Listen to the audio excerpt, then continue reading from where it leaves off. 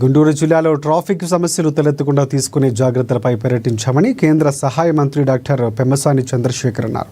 Parliament నియోజకవర్గానికి మంజూరు చేయించుకున్న 7 RO ప్రాజెక్టులు త్వరలో ప్రారంభమవుతాయన్నారు. ఇటీవల కురిసిన వర్షాలకు డ్రైన్లు మునిగి ఇబ్బందులకు గురవడంపై జీఎంసీ కమిషనర్ పులి శ్రీనివాస్తో పాటుగా ఇంజనీరింగ్ అధికారులను వివరాలు అడిగి తెలుసుకున్నామని అన్నారు. త్వరలో ప్రారంభం కాబోయే ROBల వల్ల నగరంలో ట్రాఫిక్ సమస్యలు ఉండే అవకాశం ఉందని, అయితే ప్రజలకు ఎలాంటి ఇబ్బందులు కలగకూడదని ఈ సందర్భంగా అధికారులకు ఆయన సూచించారు.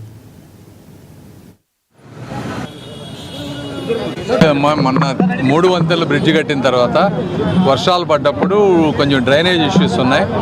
ఈ డ్రైనేజ్ ఇష్యూస్కి పర్మనెంట్ సొల్యూషన్ ఏంటనే దాని మీద ఆల్రెడీ వర్క్ చేస్తూ ఉన్నారు కమిషనర్ గారు, ఎమ్మెల్యేలంతా.